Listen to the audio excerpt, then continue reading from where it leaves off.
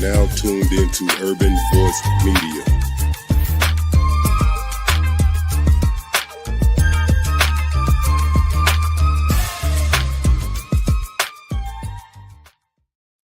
I would like to say happy Juneteenth to everyone and welcome back to another episode of the Roundtable Session. This evening, I'll be joined with a 2 times Best Female Vocalist of the Buffalo Music Awards, rooted in gospel, blues, jazz, soul. I'm going to go ahead and add this one in too, DeeAnn. I wasn't going to do it, but I'm going to go ahead and do it.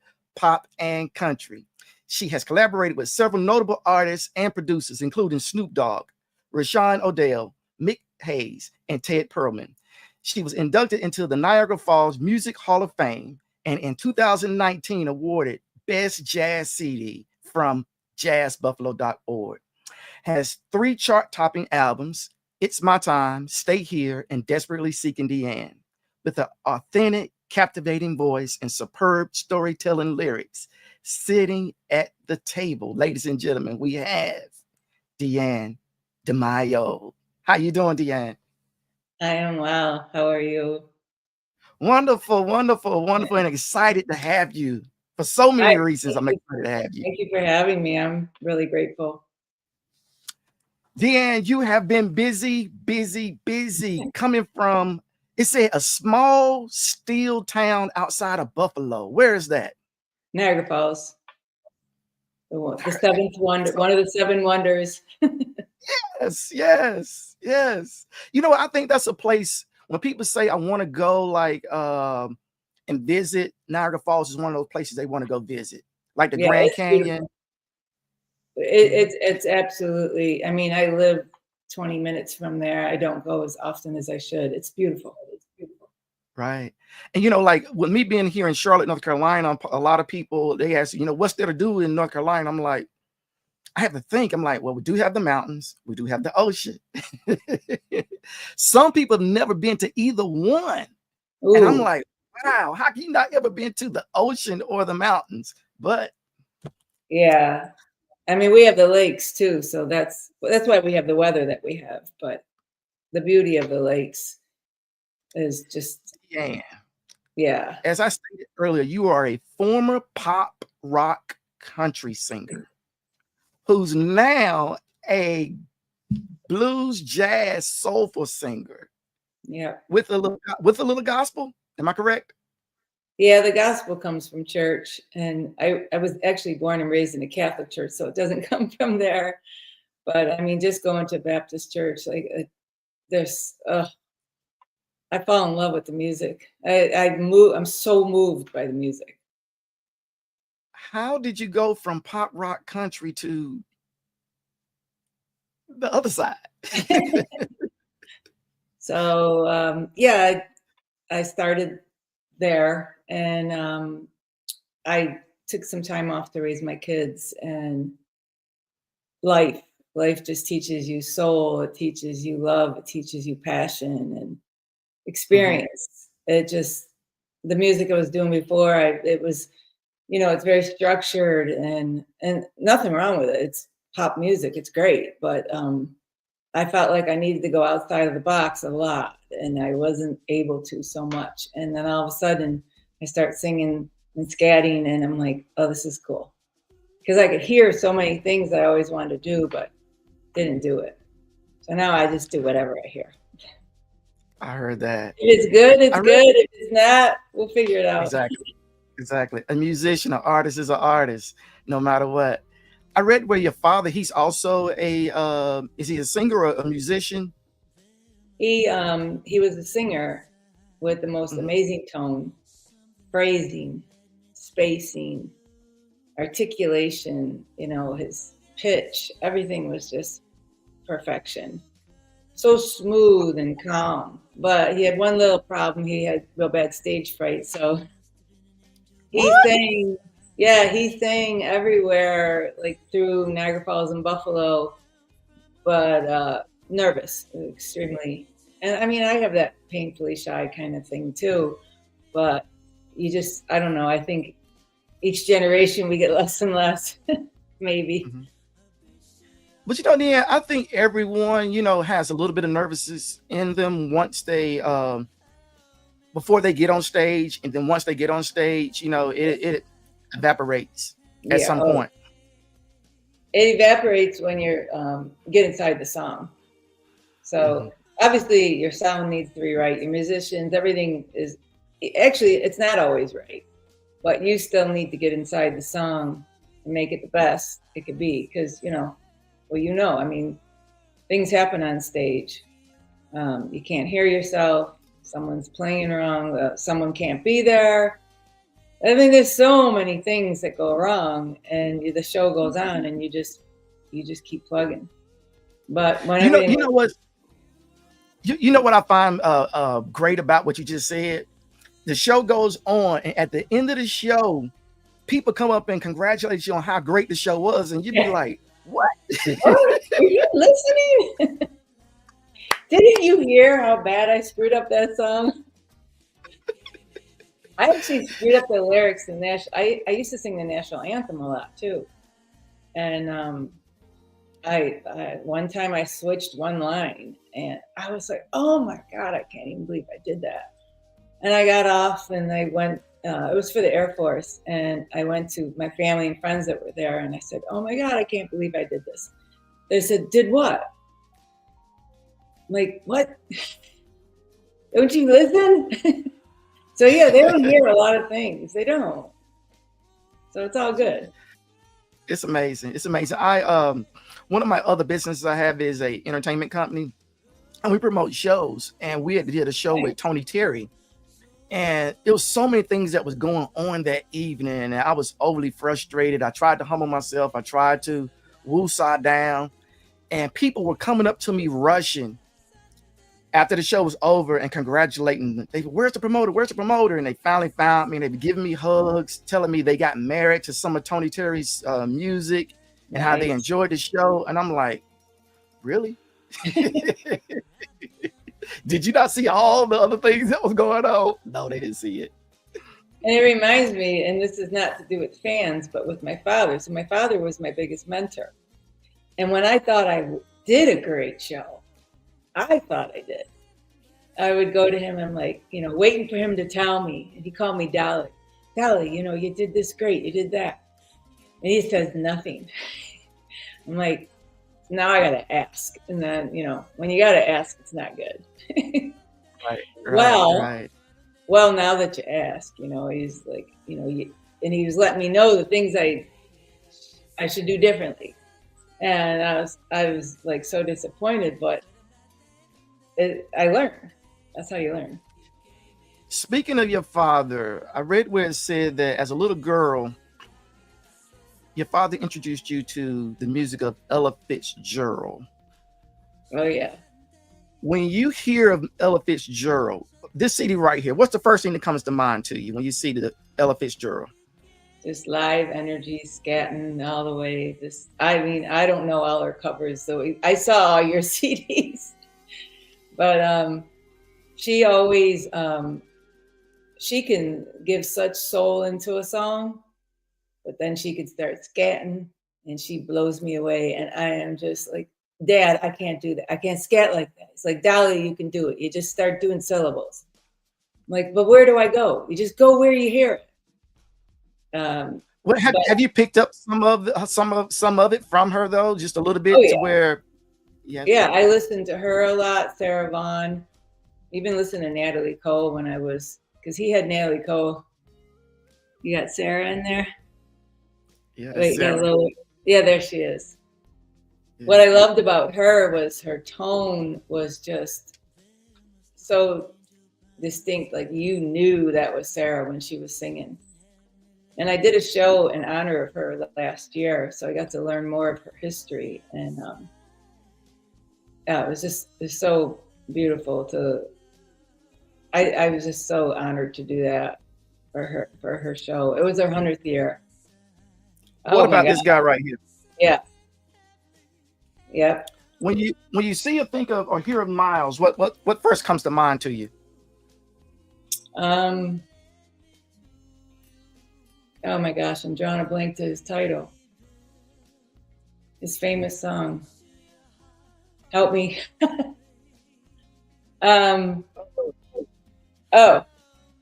When I Fall in Love? No. I'm gonna look So it what? up. So what? Thank you. That's what happens when it's 8 o'clock at night and you didn't sleep well the night before. Yeah. You just know it's him right away. You always know it's Miles when you listen to him. Now, but you had did a tribute to your dad, which influenced him, because when you came back, you like you said, you took a hiatus from music and you came back and you did a duet with your dad. What was the feeling? You did 2 of them. Wow. Oh yeah, it was Unforgettable and Fly Me to the Moon. Did you guys write that together, or you presented your dad and said, Dad, look, this is the way it's gonna be sung? No, my producer, Rashawn O'Dowd, arranged it all. And Unforgettable was similar to the record, but he changed it up. Obviously, you want to change it. But it was something he was comfortable with, my father. When Rashawn presented us with Fly Me to the Moon, my father was just like, Dolly, I don't understand it. It's because he did such a cool arrangement. So different. And my father had to understand where it was going. And so he had a difficult time in the studio. He was 80 years old and he had a difficult time in the studio doing that one. So we gave him a little whiskey and that goes good in jazz. And he was in the, we were in the engineer room and he was in the studio, and he was pacing back and forth because he couldn't get the phrasing done with the way the arrangement was. So he just started singing a cappella. Fly me to the moon, let me play among the stars. And my producer, Rashawn, he's like, to the engineer, he's like, push the button, record. That's how we got it. Yeah. So cool. he actually did his part, not knowing that he was ready to do his part. He didn't know he was being recorded. Awesome. Do it, Pops. Yeah. He has that fear button when he sees the red, it changes. It's like, I don't like to know when you're being recorded. It changes everything. Why is that for you though? That's such a good question, because when you're in the studio, you can redo it. So why do we get this fear when the button is pushed? Because then it's like, okay, it's on, I got to perform. But when I know when it's not on, it's like this more relaxed feeling. So I had to work through that. I worked a lot in the studio and it's taken a while, but I've come a long way with that. That's now I just, again, like I'm on stage, get inside the song and don't worry about anything else that's going on around you, and just get in that song. And then you get the recording you need. DeeAnn is not on this album here, this Albert Green album, but you did a remake to his 1972 song Simply Beautiful off of the I'm Still in Love with You album. And that was released on April the 4th of this year, right? Yeah, you really do your homework. Yes. Have you got any word back from Al as to how he liked it? No, but oh my gosh, that would be incredible. I was backstage and I was listening to yours, and I said, let me go and listen to Al's version. The music almost, you can tell like it's a difference. It's a difference. It's more of a jazzy, your version versus his version, which is more gospel soul. Right. But I felt it. And I feel Al would be like, you did justice to it. You did justice to it, DeeAnn. You did real good justice. Get it over to him and let me know. I also heard that this was done in a single take. Yes. Tell me about that. So we went in the studio in Nashville, and Ted Perlman's my producer, and he's also the guitar player on there. And who we had, Brian Zach on drums. They're all from Nashville. They tour with all over with national acts. Jody Nardone, keyboard, and Jonathan Nixon on bass. They super humble, sweet guys. We all hit it off, started talking about life and all that. And we went in and we recorded, and the first take, it was like, my producer said, we're not doing that again. Like, we might have like fixed something here or there, but we're like, we're not, that was it. That was great. Wow. So I'm the scratch vocal. You know, those that don't know what a scratch vocal is, you know, so you're just putting that vocal on to get them to get through the song. Mm-hmm. And so I went back and re-recorded the lead vocal, but pretty similar to what I did there that day, because the feel was just there from the moment it started. It's just so good. Okay, well, DeeAnn, we're gonna give them a taste of what Simply Beautiful was about. Okay, here it is, ladies and gentlemen. If I gave you my love, I tell you what I do. I'd expect a whole lot of love out of you.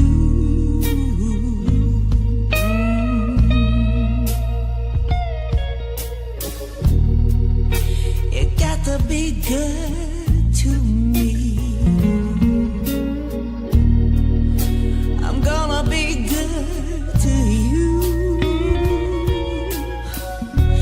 There's a whole lot of things, yeah, you and I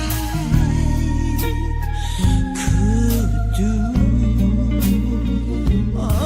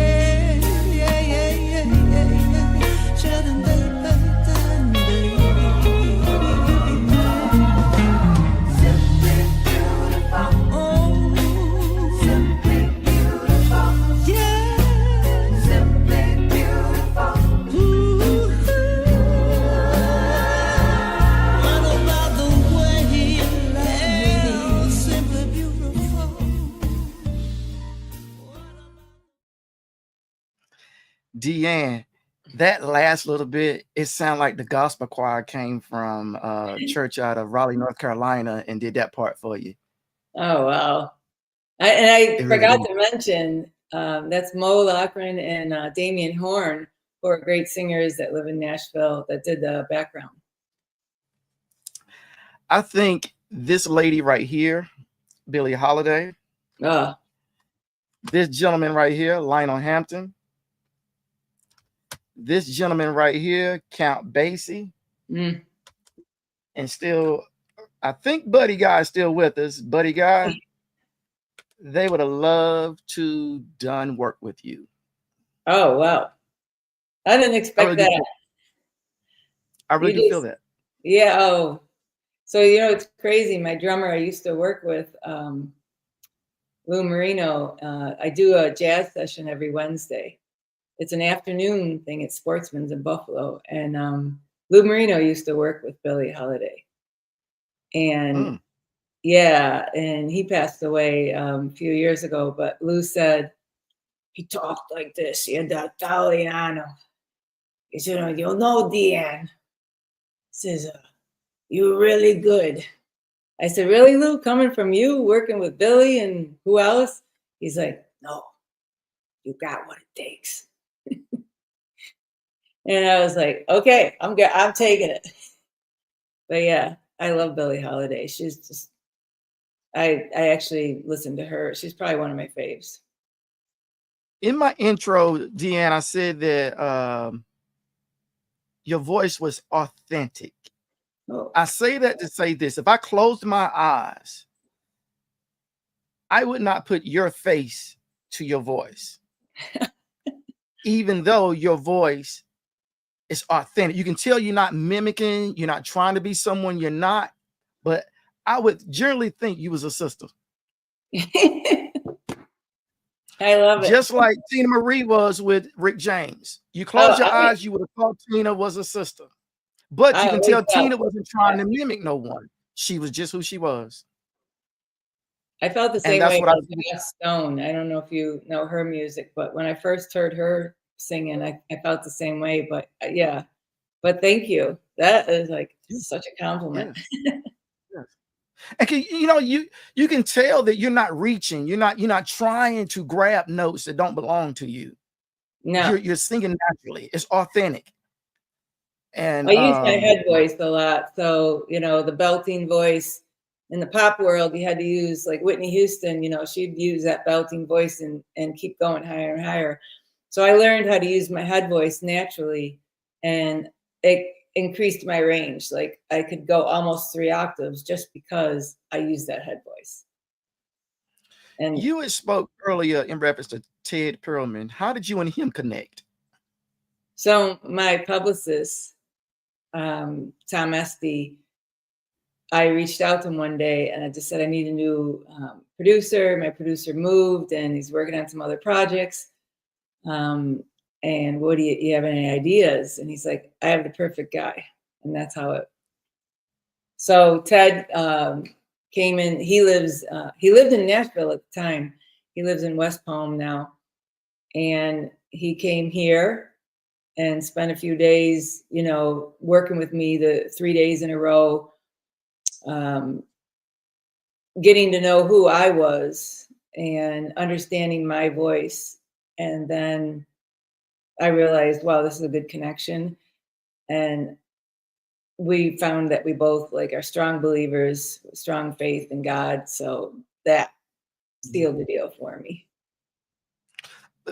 Ladies and gentlemen, for those who don't know who Ted is, Ted produced, arranged, and recorded and toured with people like Whitney Houston, Harry Belafonte, Bob Dylan, Ron Isley, the Manhattans, Jermaine Jackson, Edwin Hawkins, CeCe Winans, Brian Wilson, Dr. Dre, Diana Ross, Ringo Starr, Joe Cocker, Chicago, and Young MC.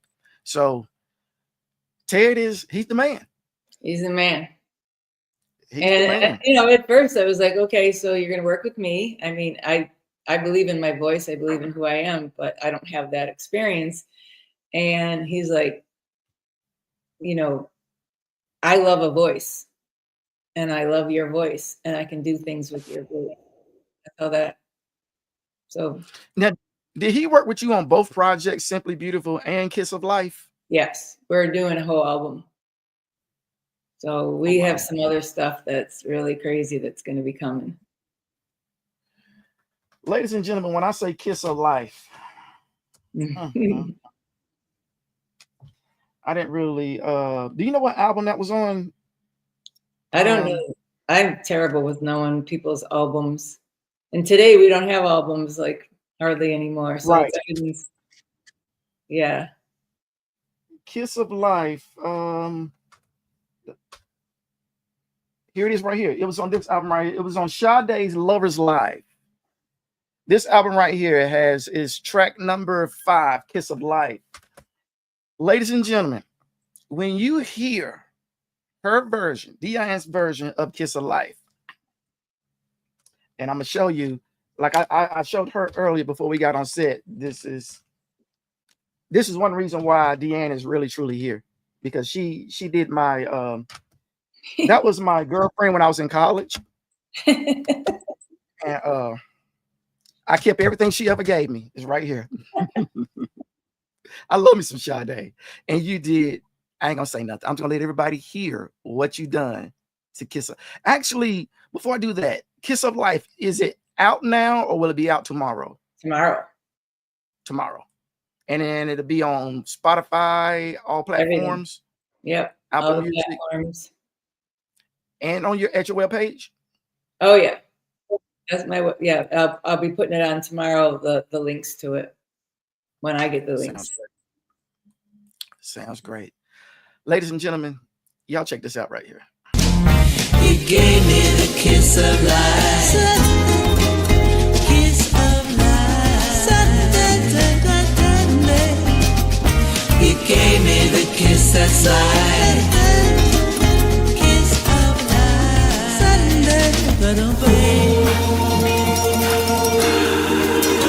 Wrap me up in the color of love in the moonlight, baby, baby. Oh, an angel came down from above. Swear I didn't get so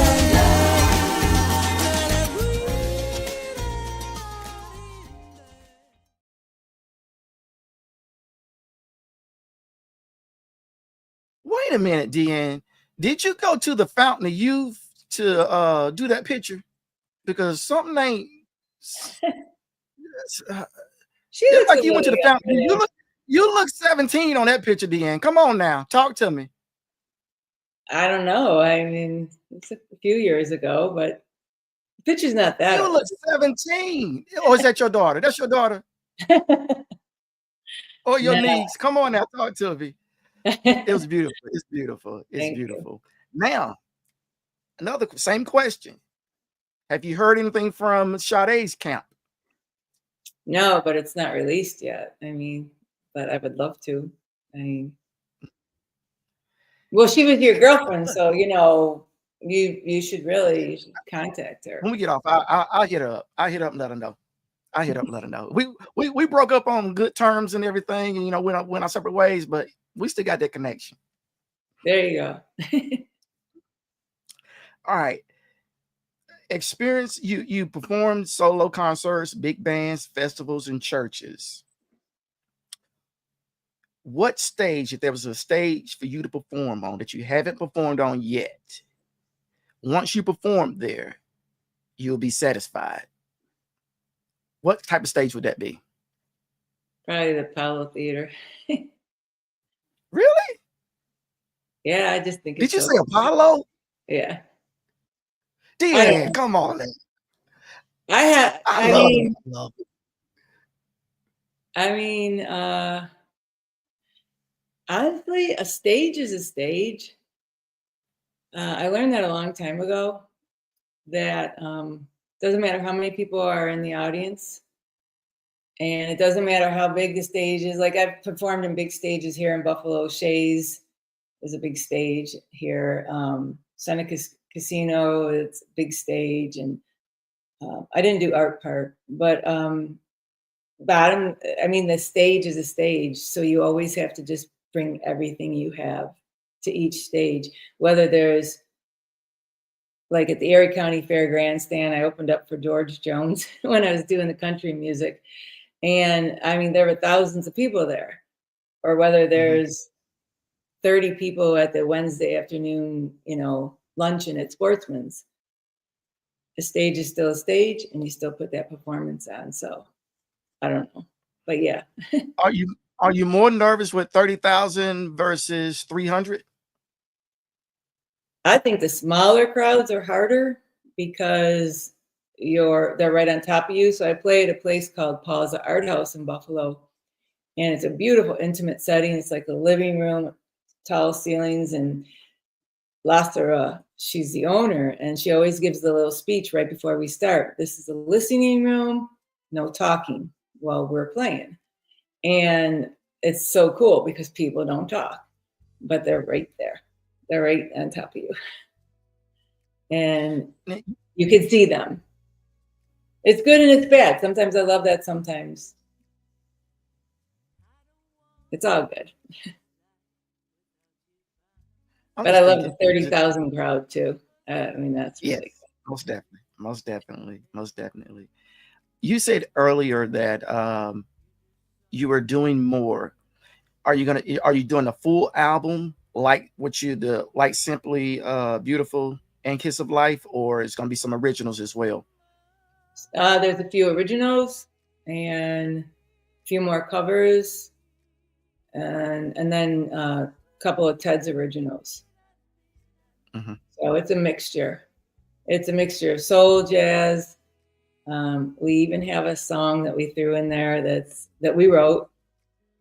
It's contagious, like you can't help but dance to it. He's like, we have to have a dance song. I said, okay, cool.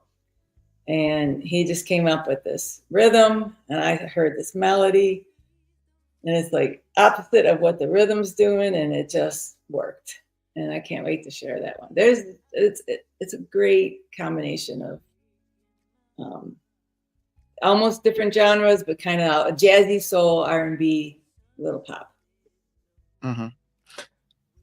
If Adele was to reach out to you and say, "Hey, DeeAnn, I want you to open for me," what would you do? I'd say yes. He's awesome. He's the one that really, he's the beginning that helped me believe in myself. Mhm. We did a lot of work together, and he's an awesome person, awesome soul, awesome man, but a major talent. And so much talent. And I mean, at first when I listened to him, I thought he was a bass player. Then Right. oh, you play all instruments. Oh, okay. And then he started producing, and then he's had all these ideas. And I'm like, what the heck? Where is all this talent? Where do you store it all? Very humble about it too. And Do you play any instruments? I play guitar, piano, but just at home. Okay. Because we were talking earlier about how the piano teacher would hit your hands. Yes. You don't Yes. stop. See, I don't stop when Yeah. I'm singing, but when I'm playing piano, I panicked at a recital in college, and I was like, oh, okay, I'm just gonna stick to singing and play my piano at home for now. Right. Never know. We spoke about stages. Do you have you have any shows booked up for the moment? I'm actually doing not as much this summer because I'm going back and forth to now Florida, where he lives, and Nashville. Actually going back to Nashville to do a couple more songs. So I'm spending a lot of time doing that, and I'm doing some private gigs here in Western New York. And then I work every Wednesday when I'm in town at Sportsman's for a luncheon. So that's nice. Keeps my chops going. Joe Baudo That's great. Quintet. Joe Baudo is a legend in Buffalo. And well, actually, he's toured with major acts. He's crazy, and he's a lot of fun. So every Wednesday we do a jazz thing. Oh yeah. His So big what is the well, I was going to say his big thing is, and I do it all the time now. He'll do it solo, and then people they start to clap, but he'll say, "Come on," and then everyone's in. It's funny. So I do "Come on" all the time. That's awesome. That's awesome. Do you I'm trying to see, do you feel jazz gets the recognition that it deserves? No, As far as I think people just don't understand. So if they don't understand something, they say they don't like it, and it's a mixture of chords that they're not used to listening. They like a simple melody they can sing to, but I've made people like jazz when they come out and hear me. And but I incorporate jazz, blues, a little pop. We'll do a pop song, and I'll start scatting through it. Because again, a song is a song. And exactly. It's just I mean, Tony Zambito, he's awesome here in Buffalo, and he's trying to promote the jazz to bring it back into Buffalo more. So he's doing an awesome job with that. And I think the greatest thing with jazz, it opens the listener's ears to really expanding themselves Yeah. to open up to something different from what they normally listen to. Right. Yeah, I'm doing the Northwest Jazz Festival. I forgot about that in August here in Lewiston. It's like 15 minutes away from Niagara Falls. And, you know, I'm going to definitely do some jazz that people recognize and then bring some of the other stuff in and then they love it. So I'm looking forward to Now, that show. this is your fourth album, am I correct? That you're Yeah. working on, right? Well, Fourth, with okay. Rashawn, I did 2 albums and an EP, but I call it 3 albums. And so this is the 4th one now, yeah. Now, you and Rashawn, y'all been together for quite a while. Yeah. Mm. I think the first one we did was Unforgettable with my dad. And that's when I realized, oh, wow, this dude is good. Okay, I'm going to do some more work with him. And my dad loved it. So that was actually my first recording with him. That's great. What do you find when you said you got some originals? What do you find hardest with writing your originals versus doing covers? That again, that's funny you asked that because I first started playing some original stuff for Rashawn, and I was nervous because you're vulnerable. You're exposing yourself. Like, this is what I sing, you know, these are my lyrics. Don't laugh at me. And then he taught me, like, this is beautiful, and you know, relax. Like, yeah, he taught me that. Right. So I started writing when I was really young, but I just never really played them for anybody. That's great. And you know, I think that comes with, you know, every musician, even the best of the best writers, they're nervous about handing it over to someone else as to how they're going to interpret or feel it. You know, I hope he like it. You know, I put a lot of time in this. I hope they accept it the way I did. So, I mean, I think every musician goes through that, and artist goes through that. Yeah. And I learned, because I used to teach music to pre-K to 8th graders. I taught for like 8 years, and I learned that it's subjective too. You know, you can really love a song on Sade's album, and I'll think, well, that's not my favorite. You know, I love this one. So you can't take it personally. Exactly. If you love your song, then it's good. I mean, I loved it so much I had to get them all.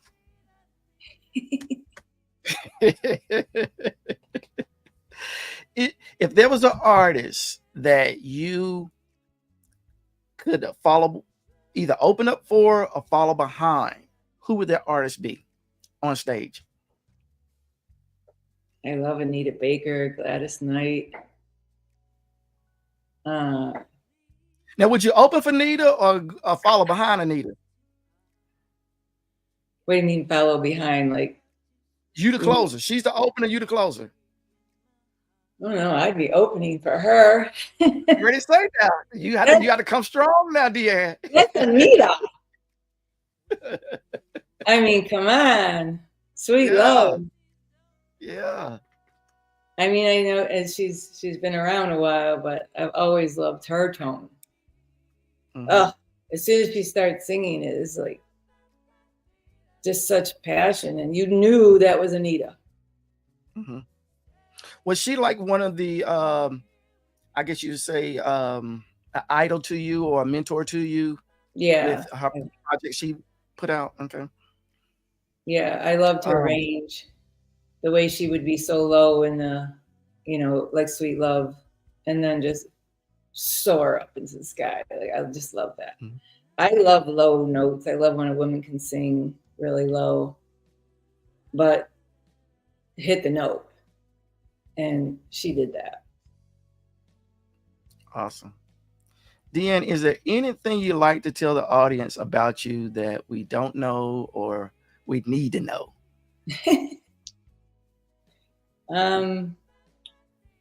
No, I guess I just want to say this is it's definitely a hard business, and you have to believe in yourself. And my strength comes from God.